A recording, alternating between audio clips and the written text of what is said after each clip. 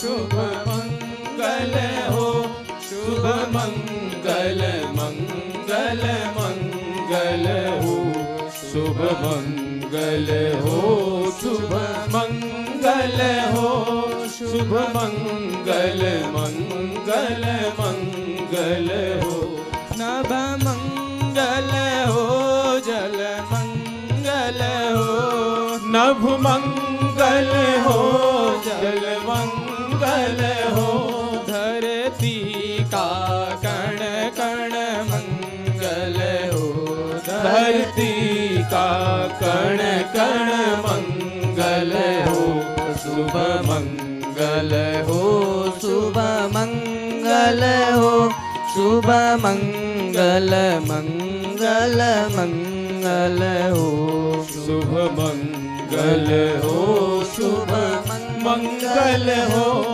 शुभ मंगल मंगल मंगल हो, दिन मंगल हो, निशि मंगल हो, दिन मंगल हो, निशि मंगल हो, जीवन का हर क्षण मंगल हो, जीवन का हर क्षण मंगल हो, शुभ मंगल हो, शुभ मंगल हो, शुभ मंगल मंगल मंगल हो, शुभ मंगल हो, शुभ मंगल हो, शुभ मंगल मंगल मंगल हो, तन मंगल हो, मन मंगल हो, तन मंगल हो,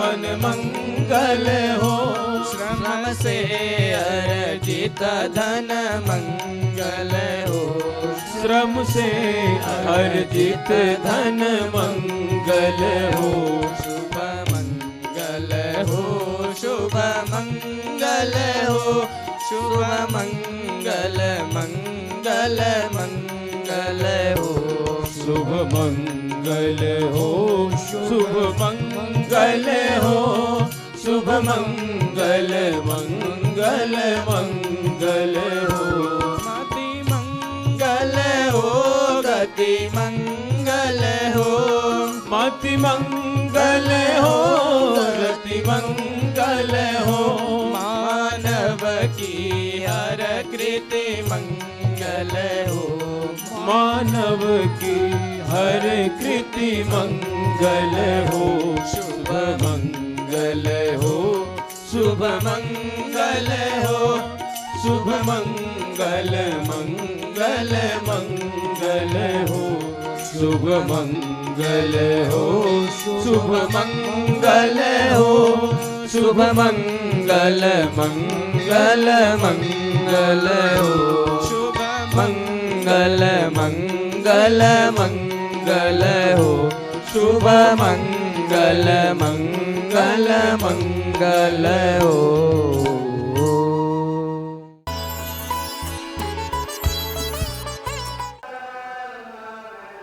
खटदमशील बिरति बहुकर्मा, निरत निरंतर सज्जन धर्मा। फिर छठी भक्ति का उल्लेख करते हुए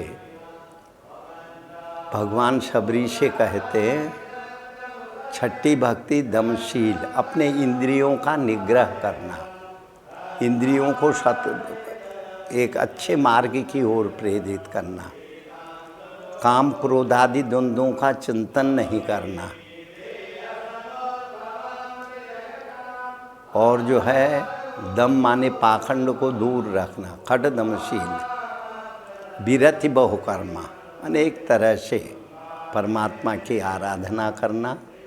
विरति कहते हैं वैराग्य के चिन्हों को धारण करके परमात्मा के चरणों की भक्ति करना, ये छठी भक्ति है।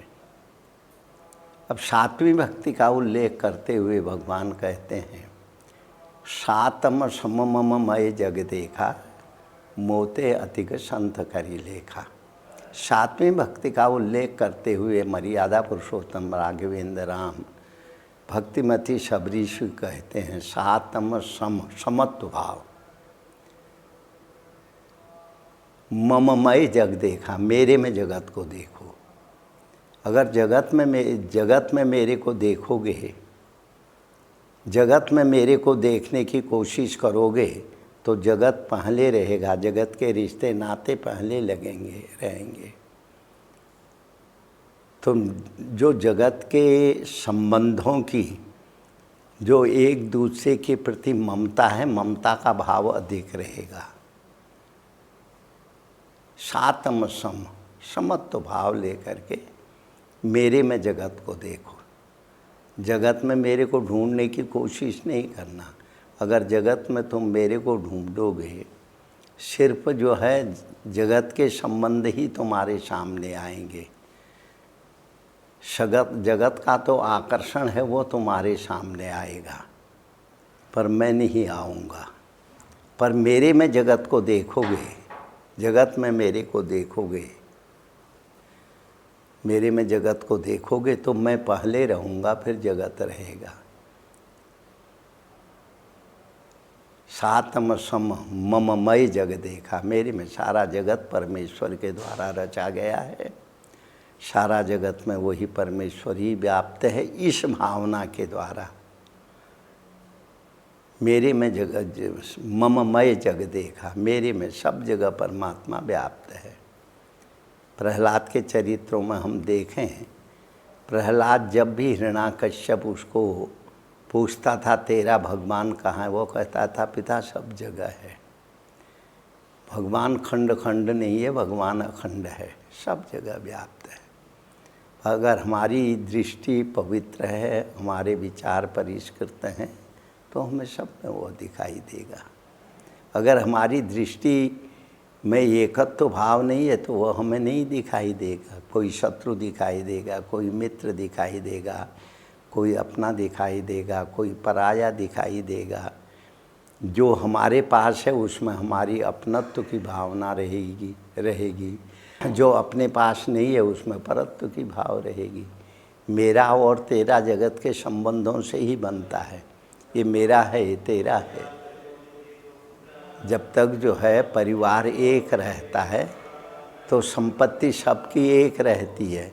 जब परिवार अलग होने लगता है, बंटवारा, तो ये तेरा, ये मेरा, तो ये मेरा और तेरा जो बात है वो समत्व बुद्धि को कम करने वाली है, यानी एक पक्षीय भाव को पैदा करने वाली है। सातम समत्व भाव, मममय जग देखा, मेरे में जगत को देखो।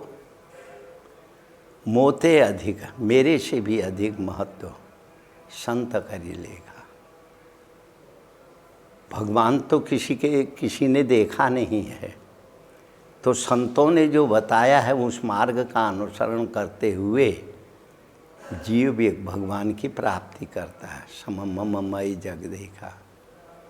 और फिर दूसरी बात कही, मोते अधिक संत करी लेखा।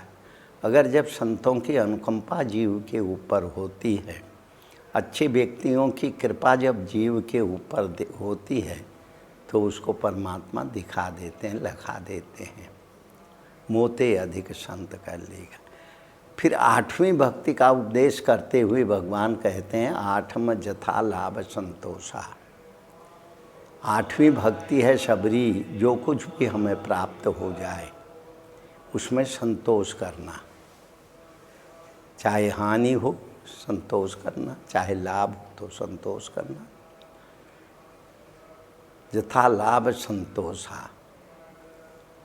आठम जथा लाभ संतोषा मम भरोसिय। आठम जथा लाभ संतोषा मोते अधिक संत करी लेगा। स्वप्ने हो नहीं देख ही पर दोषा। स्वप्ने हो नहीं देख ही पर दो। जो हमें प्राप्त हो जाए उतने में संतोष करना चाहिए। हमारे परिश्रम के अनुसार जो हमारे जीवन में हमें मिल जाए उसमें संतोष करना। जथा लाभ संतोष।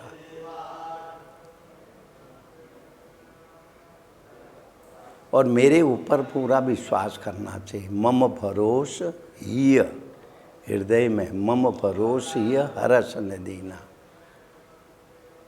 प्राप्त होने पर प्रसन्न नहीं होना चाहिए, अगर जीवन में कुछ प्राप्त न हो तो किसी तरह का जो है दीनता नहीं लानी चाहिए। सातम जथा लाभ संतोष, स्वप्ने नहीं देखें पर दोषा। आठम जथा लाभ संतोषा, मम भरोस ये हरस न दीना। आठवीं भक्ति का उल्लेख करते हुए भगवान कहते हैं मेरे पे पूर्ण विश्वास करना चाहिए। फिर नवमीं भक्ति का उपदेश करते हुए भगवान शबरी को बताते हैं नवम सरल सब सन छलहीना। प्राणी मात्र के ऊपर जो हमारी बात समझता है उसको हम विशेष महत्व देते हैं। जिसके साथ हमारे संबंध जुड़े रहते हैं उसको हम जीवन में बहुत अधिक महत्व देते हैं। नवम सरल, सरल भाव। सब सन, अपने से कोई प्रभावशाली है उसके सामने तो सरल बन के रहोगे ही। सबके साथ सरल स्वभाव भाव से रहना। सब नवम सरल सब सन, सबसे छल ही ना, किसी के साथ छल नहीं करना चाहिए। मम भरोस, मेरे ऊपर भरोसा करना चाहिए। प्राप्त होने पर प्रसन्न नहीं होना चाहिए और प्राप्त न हो तो न कष्ट दुख होना चाहिए। इस तरह से भगवान ने शबरी को नवदा भक्ति का उपदेश दिया है। फिर नवदा भक्ति का समापन करते हुए परमात्मा श्री राम शबरी के सामने ये कहते हैं नव मह जिन कहूँ एक ही होई, नारी पुरुष सचराचर कोई भी हो, नौ में एक ही क्यों न हो। चाहे संतों का संग हो, मेरी कथा के प्रति अनुराग हो, गुरुपद गुरुजनों की सेवा का भाव हो, चौथी भक्ति भगवान के गुणों का गायन करने का स्वभाव हो। नवम हो एक हूँ जिनके होई, नारी पुरुष सचराचर कोई, चाहे वो स्त्री हो चाहे पुरुष हो, चाहे किसी पशु पक्षी कीट भृंग पतंग, चाहे किसी भी वर्ग का हो, किसी भी रूप में हो, हर प्राणी के साथ छल विहीन होना चाहिए। ये भगवान का निर्देश है। क्योंकि शबरी के जीवन में छल विहीनता थी। शबरी ने किसी के साथ छल नहीं किया। शबरी स्वाभाविक रूप से जीवन को जीने वाली थी, इसलिए भगवान की उसे प्राप्ति हुई। कल शबरी का चरित्र और शबरी को मर्यादा पुरुषोत्तम भगवान श्री राम ने जो नवदा भक्ति का उपदेश दिया, इसकी चर्चा हम लोग लगातार 2-3 दिन से लगातार कर रहे थे। और इस नवदा भक्ति का समापन करते हुए भगवान ने एक बड़ी अच्छी बात कही, नवमहु जिन कहूँ एक कहूँ होई, नारी पुरुष सचराचर कोई, सोई अतिशय प्रिय भामिनी मोरे, सकल प्रकार भगति दृढ़ तोरे। नवदा भक्ति का वर्णन करते हुए भगवान ने समापन की बेला पे बोला, ये नवदा भक्ति क्या? प्रथम भक्ति संतन कर संगा, दूसरी रति मम कथा प्रसंगा, गुरुपद पंकज सेवा, तीसरी भक्ति अमान, चौथी मम गुण गण करहि कपट तजिगान, मंत्र जाप मम दृढ़ विश्वासा, पंचम भजन सुवेद प्रकाशा, खटदमशील विरति बहुकर्मा, निरत निरंतर सज्जन धर्मा, खा मोते अधिक संत करी लेखा, 8 यथा लाभ संतोषा, स्वप्ने हो नहीं देखें पर दोषा, नवम सरल सब सन छलहीना, मम भरोस ही हरस न दीना। ये नवदा भक्ति का वर्णन है। पहले संतों का संग, फिर भगवान की कथा के प्रति आस्था, श्रवण करने की इच्छा, गुरुजनों की महापुरुषों की बड़ों की सेवा करना, मान रहित होकर के, ये तीसरी भक्ति का वर्णन है। चौथी भक्ति का वर्णन है मम गुण गण, भगवान की गुणों को गायन करना या भगवान के गुणों को श्रवण करना या कराना।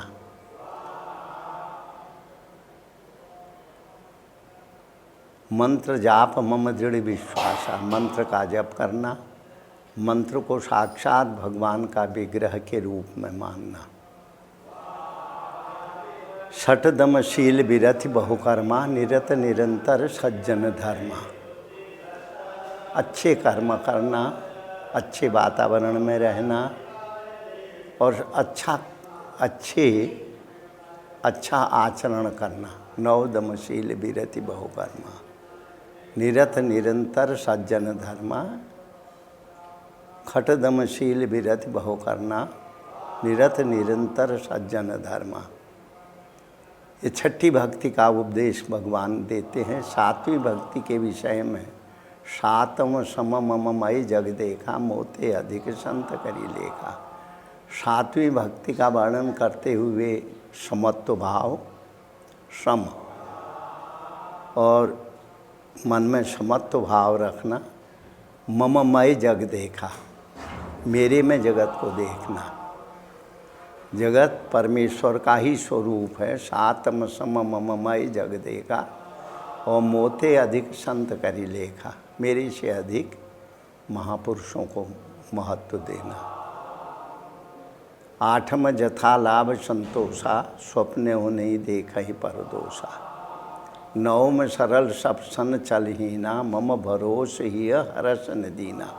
यह नवदा भक्ति का वर्णन बड़ी सरल भाषा में भगवान श्री राम ने शबरी को सुनाया। उसका समापन करते हुए भगवान कहते हैं, नौ मह जिन कहूँ एक होई, नारी पुरुष सचराचर कोई भी प्राणी हो। सचराचर कोई शब्द का अर्थ यहाँ इस रूप में होता है, चाहे कीट भृंग पतंग किसी भी योनि में पैदा हुआ हो, किसी भी वातावरण में जीने वाला व्यक्ति हो। नौम सरल सब सन छलहीना, सब प्राणियों के ऊपर छल विहीन होकर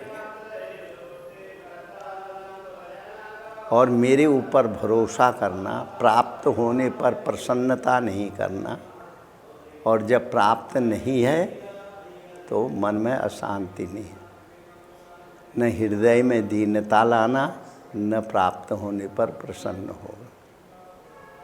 ये नवदा भक्ति का उपदेश बड़े सुंदर और सरल शब्दों में भगवान ने शबरी को सुनाया। अगर प्रकारांतर से हम इसको देखें, यह शबरी की स्तुति की है। शबरी के जीवन में वो सब कुछ है, पूर्णतया सब कुछ है, जिसकी चर्चा भगवान ने नवदा भक्ति के रूप में करी।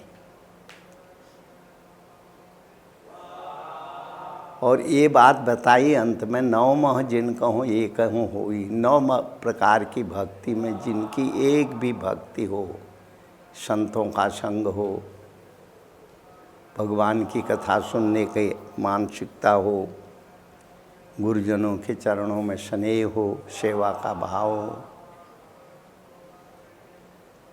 भगवान के गुणों का गायन करना हो, कपट छोड़ करके जगत को दिखाने के नहीं, ईश्वर को रिझाने के लिए मंत्र का जप करना हो, खटदमशील इंद्रियों का संयम करना हो, सातम समममय सातवीं भक्ति का उल्लेख करते हुए संपूर्ण जगत को परमेश्वर में देखना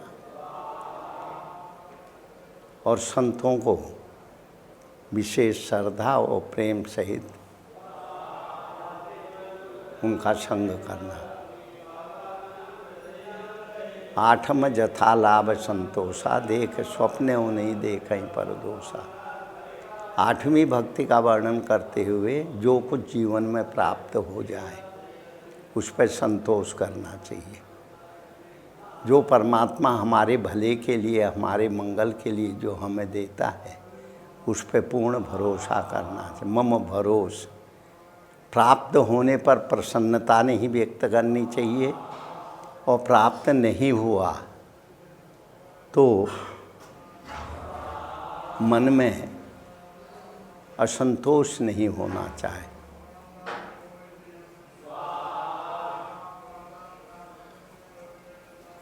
तो इस तरीके से नवदा भक्ति का जो वर्णन भगवान ने शबरी को सुनाया, और शबरी के सद्गुणों की जो प्रशंसा की, यह नवदा भक्ति में पूर्ण रूपेण है। तो साथ में यह भी कही, नारी पुरुष सचराचर कोई, चाहे वो स्त्री हो, चाहे पुरुष हो, चाहे किसी भी योनि में रहने वाला प्राणी हो, स्थावर जंगम, चाहे जलचर हो, चाहे थलचर हो, चाहे नभचर हो, कोई भी प्राणी हो, 9 में से एक भी जिनके जीवन में है, सोई अतिशय प्रिय भामिनी मोरे। भामिनी शब्द का अर्थ शबरी के प्रति भगवान को का स्नेह है। शबरी के प्रति भगवान की उसकी भक्ति, उसकी तितिक्षा, उसका जो परमेश्वर के ऊपर पूर्ण विश्वास है, इसकी प्रशंसा कहते हैं। करते हुए भगवान कहते हैं, 9 जिन कहूँ एक कहूँ हुई, नारी पुरुष सचराचर कोई भी हो, सोई अतिशय प्रिय भामिनी मोरे। हे भामिनी, भामिनी शब्द का अर्थ होता है बड़ा हृदय स्पर्शी शब्द है। भामिनी माँ को भी कहते हैं, बहन को भी कहते हैं। 9 में एक प्रकार की भक्ति भी जिनके जीवन में है, नारी पुरुष सचराचर कोई भी हो, सोई अतिशय, वह मेरे को अतिशय प्रिय है। एक प्रिय होता है, एक परम प्रिय होता है, एक अतिशय प्रिय होता है। अतिशय प्रिय के अलावा प्रिय में फिर कोई उपाधि नहीं है। तो भगवान कहते हैं, 9 में से एक भक्ति भी जिसके जीवन में है, शबरी, सोई अतिशय, वो मेरे को अतिशय प्रिय है, बहुत प्यारा है। पर तेरे अंदर तो सकल प्रकार भगति दृढ़ तोरे। ये जो नवदा भक्ति का मैंने तेरे सामने वर्णन किया, शबरी, वह सब भक्ति में तेरे में पूर्ण रूप से विद्यमान है। अगर एक भक्ति में वह भगवान को, वह भक्त अतिशय प्रिय है, जिसके अंदर में यह नवदा भक्ति पूर्ण रूपेण हूँ, वह भगवान का क्या हो सकता है। देखो, प्रिय में प्रिय, परम प्रिय, अतिशय प्रिय, 3 उपाधि, इसके ऊपर कोई उपाधि नहीं है। तो भगवान कहते हैं, सोई अतिशय प्रिय भामिनी मोरे, वो मेरे को अतिशय प्रिय है। पर सकल प्रकार भगति दृढ़ तोरे, पर सब प्रकार से तेरे अंदर यह 9 भक्ति पूर्ण रूप से तेरे अंदर में विद्यमान है। और ये कहते हैं, नारी पुरुष सचराचर कोई, एक मनुष्य ही नहीं, स्त्री नहीं, पुरुष ही नहीं, सचराचर जगत में 84 लाख से अधिक जितनी भी योनियां हैं, सोई अतिशय प्रिय। एक भी भक्ति होने पर वो मेरे को अतिशय प्रिय है। पर शबरी, तेरे अंदर तो यह 9 भक्ति विद्यमान है, सकल प्रकार भगति दृढ़ तोरे। अब उसका फल क्या होता है? एक भक्ति होने पर भगवान की प्रसन्नता होती है, भगवान अतिशय प्रसन्न हो जाते हैं। पर शबरी, तेरे अंदर तो वो सब भक्तियाँ विद्यमान हैं। तो उसी के प्रभाव से तेरे को मेरे दर्शन हुए। मम दर्शन फल परम अनुपा, जीव पाव निज सहज स्वरूपा। मेरे दर्शन का यह फल है, जीव अपने सहज स्वरूप को प्राप्त कर लेता है। परमात्मा की अनुभूति जीव को होने लगती है। परमात्मा का और जीव का नित्य संबंध बन जाता है। सोई अतिशय प्रिय भामनि मोरे, सकल प्रकार भगति दृढ़ तोरे। तेरे अंदर ये नवदा भक्ति पूर्ण तरह तेरे में विकसित है।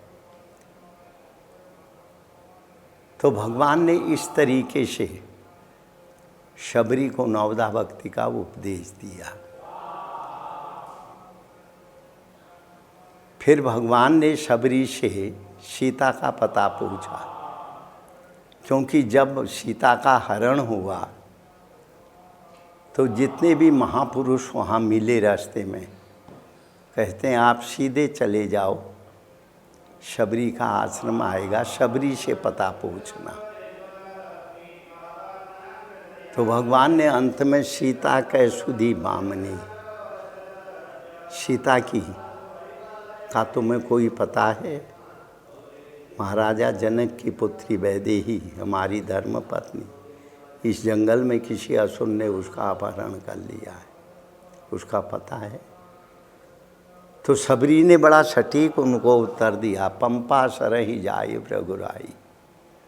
हे राम, आप पंपा सर चले जाओ, जिस रास्ते चल रहे हो इसी रास्ते में सीधे चलते जाओ।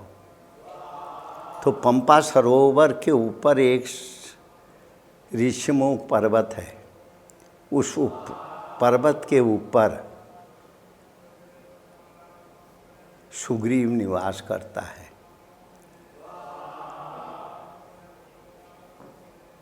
तो तुम सुग्रीव से मिलो, और सुग्रीव सो सीता कर खोज करावहीं, जहाँ तहाँ मरकट कोटि पठावहीं। एक नहीं, दो नहीं, चाहे आकाश में हो, पाताल में हो, उत्तर में हो, पूरब में हो, दक्षिण में हो, पश्चिम में हो, चाहे गिरिकंदरा के अंदर सीता को किसी ने छिपा के रखा हो, सो सीता कर खोज पठावहीं करावहीं, जहाँ तहाँ मरकट, मरकट बंदरों को भी कहते, बंदरों को कहते, लाखों करोड़ों बंदरों को वो खोज करने के लिए चारों दिशाओं की ओर भेजेंगे।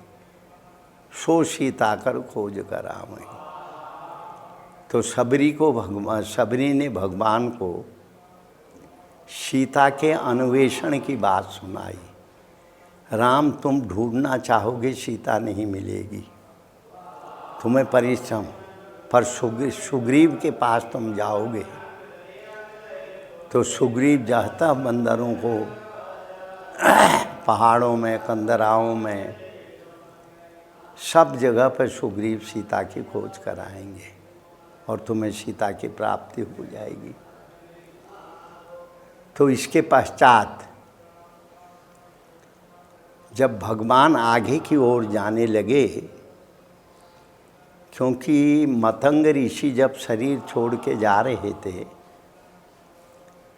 तो शबरी मतंग अपने गुरुदेव के पास गई, कहने लगी, गुरुदेव आपने कहा था मैं जहाँ जाऊँगा तुम चलोगी, तो आज आप अकेले कैसे जा रहे हैं, मेरे को भी ले चलिए। तो मतंग ऋषि ने बोला था कि शबरी, जहाँ मैं जा रहा हूँ वहाँ जीव कोई साथ में नहीं जाता, अकेला आता है, अकेले इस संसार से वह जाता है।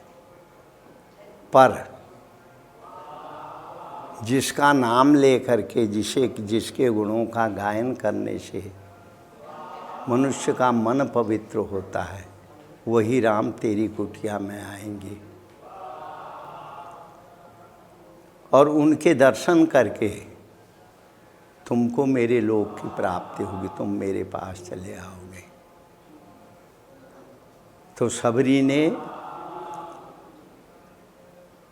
सुग्रीव का पता बता करके, क्योंकि बाली और सुग्रीव दोनों भाई थे, बाली बलवान था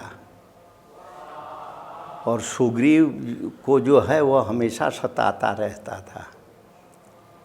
और बाली में एक विशेष भगवान की कृपा थी, भगवान शिव की, जो भी उसके पास युद्ध करने के लिए आता था उसका आधा बल बाली के शरीर में प्रवेश कर जाता था और बाली सहजता से ही उसको पराजित कर लेता था।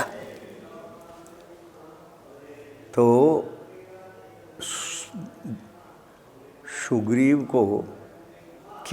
सुग्रीव से मित्रता करने की बात भगवान ने कही है।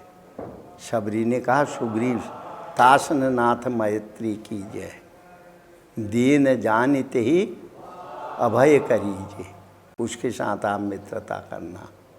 आपका नाम दीन बंधु है, आप दीनों की रक्षा करते हैं, और सुग्रीव से जब आपकी मित्रता हो जाएगी फिर आपके सारे कार्य सिद्ध हो जाएंगे।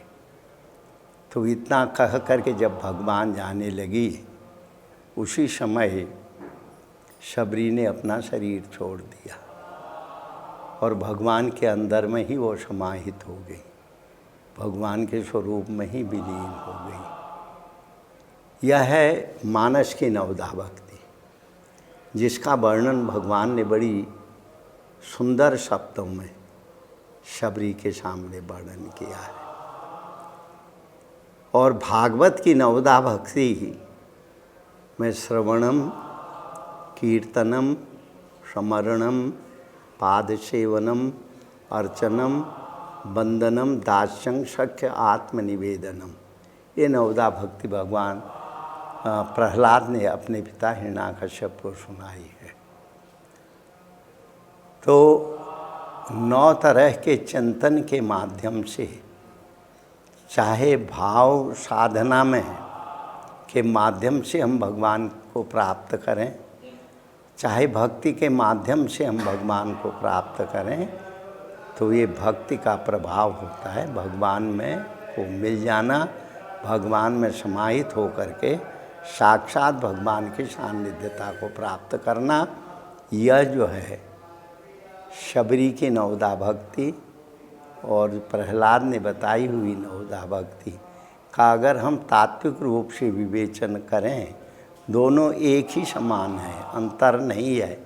पर शबरी भगवान के बहुत नज़दीक जाती हुई दिखती है, पर जो है भागवत की नवदा भक्ति में इतनी सुगमता प्रतीत नहीं होती है। क्योंकि शबरी को जब भगवान ने नवदा भक्ति का उपदेश दिया तो शबरी भगवान में विलीन हो गई, और हिरण्याकश्यप को जो प्रहलाद ने नवदा भक्ति का उपदेश दिया वो उसका विरोधी बन गया। तो एक जो भागवत की नवदा भक्ति है उसमें भक्त को विरोधों का सामना करना पड़ता है, और शबरी को बताई हुई नवदा भक्ति में भगवान की उपस्थिति महसूस होती है। तो यही दोनों का अंतर है। अंतर तो नहीं है, किंतु एक जो है सुगम है पर सुनने में कठिन है, और एक सुगम भी है, सरलता पूर्वक समझ में भी आ जाता है। यही नवदा भक्ति है। पूर्व में हमने नवदा भक्ति विषयक चर्चाएं की थी, जो हमारे भारतीय भक्ति पक्ष का जो महत्वपूर्ण जो है अंग के रूप में माना जाता है। नवदा भक्ति में श्रीमद् भागवत के अनुसार श्रवण से नवदा भक्ति होती है, आत्मनिवेदन से जो है समापन होता है। और शबरी को जो भगवान ने नवदा भक्ति का उपदेश दिया है, संतों के संग से आरंभ हुई भक्ति मम भरोसे हरस न दीना, ये नवदा भक्ति मेरे ऊपर पूर्ण भरोसा रहे, प्राप्त होने पर प्रसन्नता न होए, अगर जीवन से कुछ चला गया तो उसमें शोक भी नहीं करना चाहिए। ये भक्ति मार्ग का परम सिद्धांत है। और गीता में भी भगवान ने लिखा है सुख दुखे समय कृत्वा लाभा लाभो जया जयो, सुख और दुख को सम करके, हानि और लाभ को सम मान करके अर्जुन तुम युद्ध के लिए खड़ा हो, युद्ध करना तुम्हारा कर्तव्य है। ये संदेश भगवान श्री कृष्ण मानव मात्र के लिए अर्जुन को माध्यम बना के दे रहे हैं। जीवन में संघर्ष तो करना ही पड़ेगा, संघर्ष के बिना जीवन चलता नहीं है। और अपने आप कोई कार्य सिद्ध होता नहीं है, उसके लिए भी परिश्रम करना ही पड़ता है।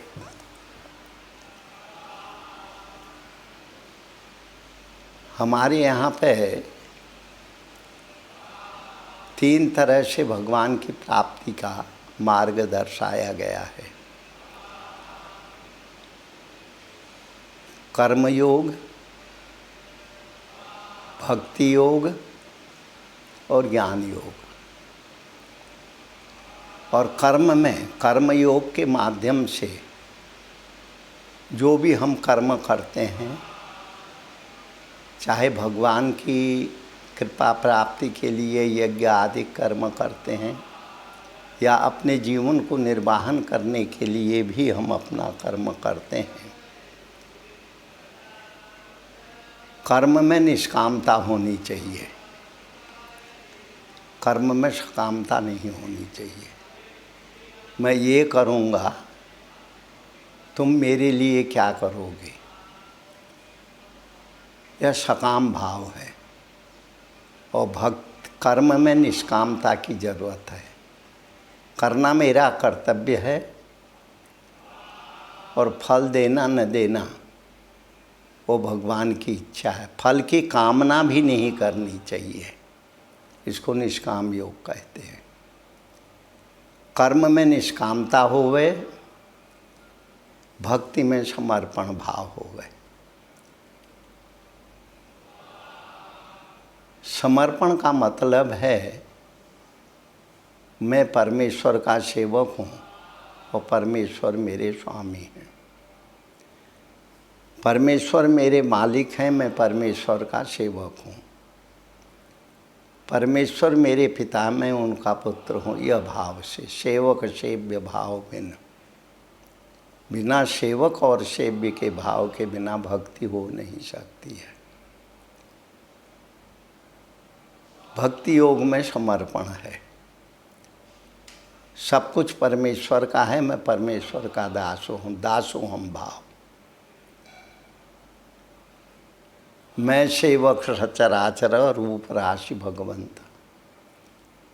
मैं चराचर जगत का, सारा चराचर जगत भगवान के संकल्प से बना है और चराचर को चलाते हैं भगवान के संकल्प से ही चलता है। मैं उसी परमेश्वर का सेवक हूँ और वो परमात्मा मेरा स्वामी है। यह है भक्ति योग। फिर है ज्ञान योग। ज्ञान योग में समरसता, कर्म योग में निष्कामता, भक्ति योग में समर्पण और कर्म योग में समरसता। जो कुछ भी हमको दिखाई दे रहा है वो सब परमेश्वर के संकल्प से ही हो रहा है। यह भाव हमारे अंदर में हमेशा रहना चाहिए। करता हूँ इति मन्यते भाव से रहित हो करके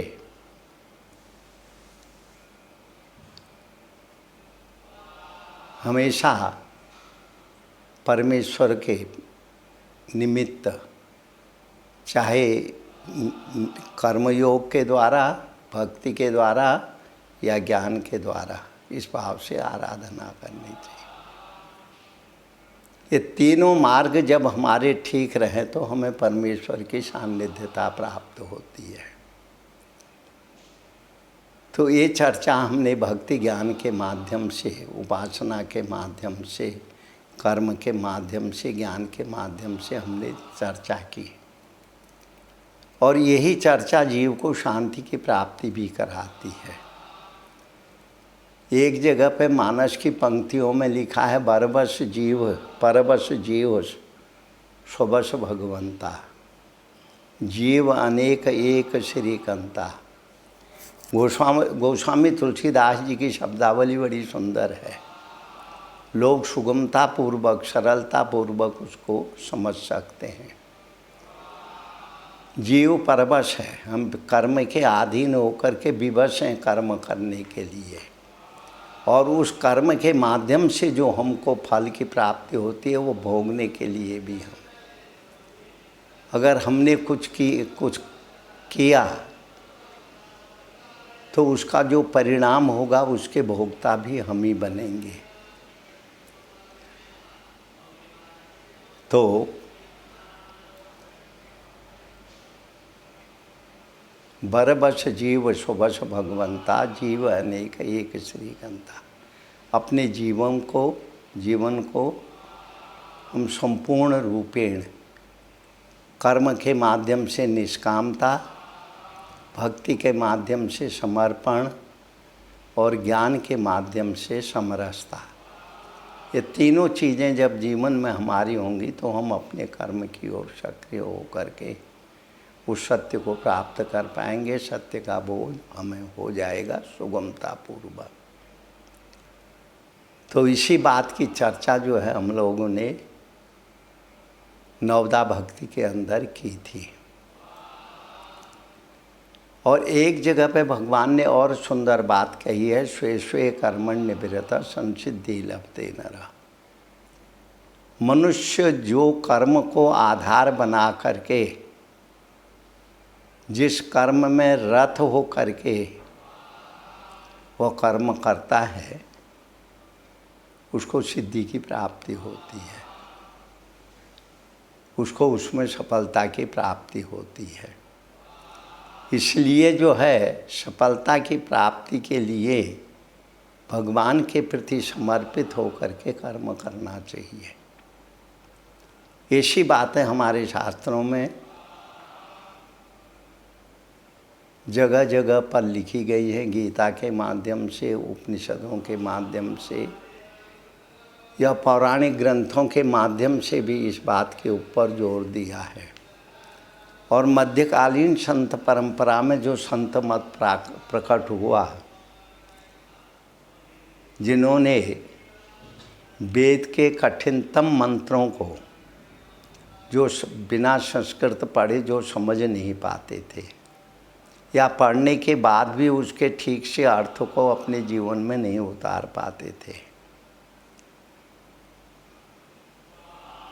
इसलिए मन में शंका होते हुए भी वो शांति की प्राप्ति नहीं कर पाते थे परिश्रम के बावजूद भी। तो मध्यकालीन संत परंपरा ने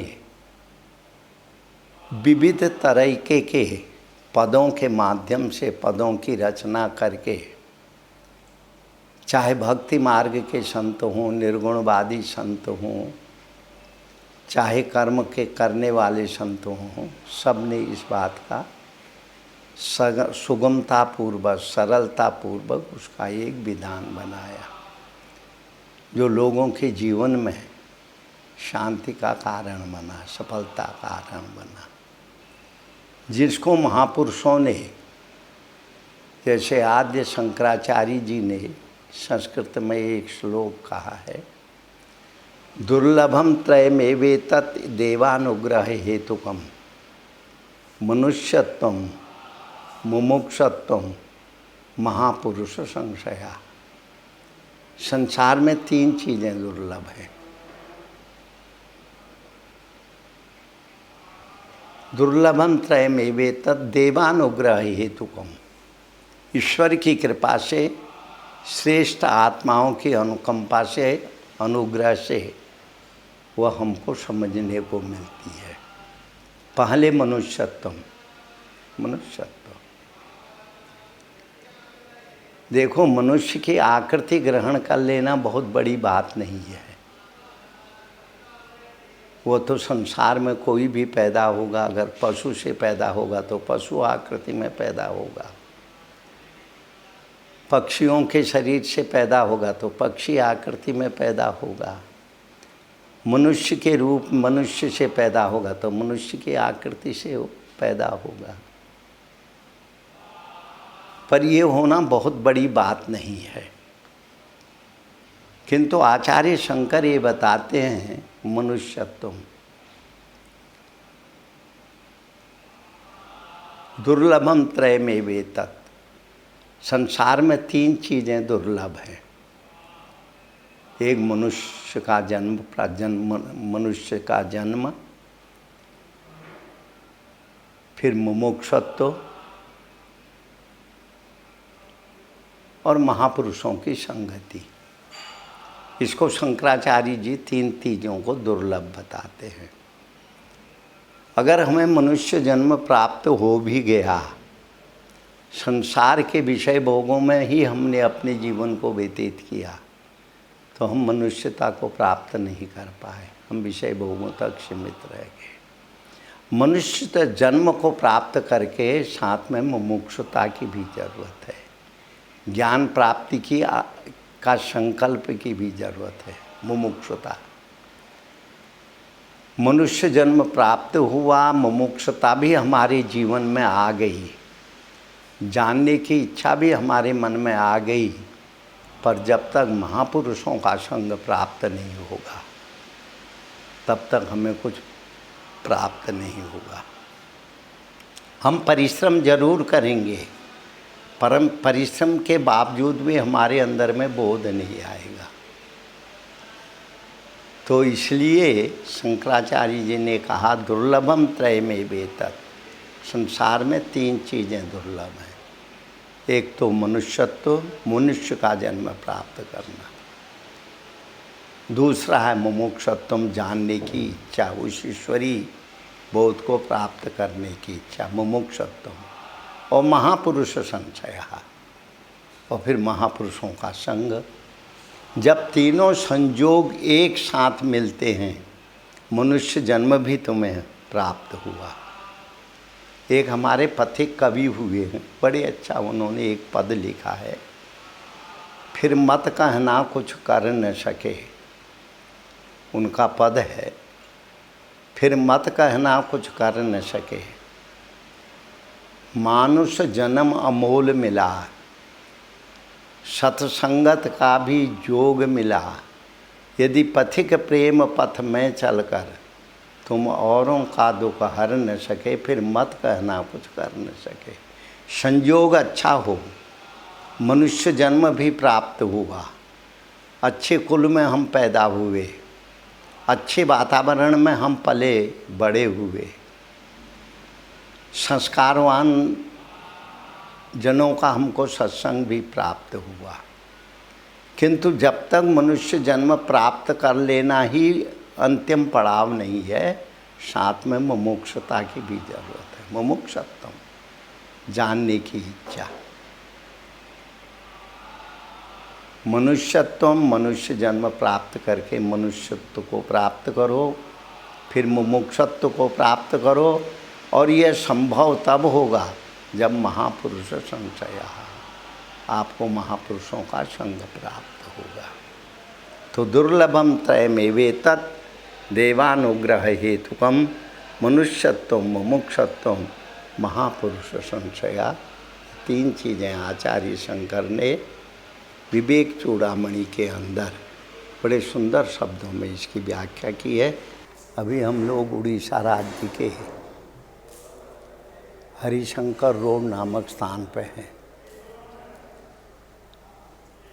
ये जो है हरिशंकर और नरसिंहनाथ, ये पश्चिम उड़ीसा के 2 बहुत पवित्र तीर्थ के रूप में माने जाते हैं।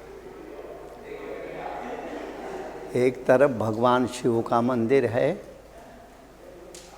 जिसको शंकर के रूप में हम लोग पूछते हैं, बहुत प्राचीन है, और दूसरी तरफ भगवान नरसिंह का मंदिर है। वहाँ भगवान नरसिंह की प्रतिमा जो है मंजार रूप से, बिल्ली के रूप में भगवान की पूजा होती है। उसके पीछे बहुत किंवदंती कहानियाँ जुड़ी हुई हैं। यह लगभग 16 कोस का ये पर्वत है, जिसको गंधगिरी भी कहते हैं, गंधमार्दन भी कहते हैं। जनश्रुति के अनुसार जिस समय हनुमान जी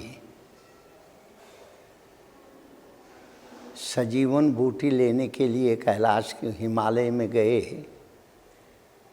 जब हनुमान जी लौट रहे थे, लक्ष्मण जी को सजीवनी बूटी से उन्होंने जीवन दान दिया। फिर राम की आज्ञा से जहाँ से वो पर्वत को लेके आए थे उसी तरफ पर्वत को रखने की आज्ञा थी। तो यहाँ पे एक गंध गिरी, गंधमार्दन पर्वत का एक हिस्सा गिरा। यह लोग परंपरा का भी वो हो सकता है, किंतु ये 16 कोस का जो पर्वत है एक, यहाँ पे लगभग 8 झरने झरते हैं। 4 उस तरफ है नरसिंहनाथ की तरफ, और जब जल एक जगह मिलता है तो वहाँ से अंग नदी बनती है। और अंग नदी जो है महानदी की शाखा में है के रूप में मानी गई है। महानदी जो है उसको चित्रोत्पला नदी भी कहते हैं। यह छत्तीसगढ़ मेकल पर्वत मालिका से जहाँ से नर्मदा नदी निकली है।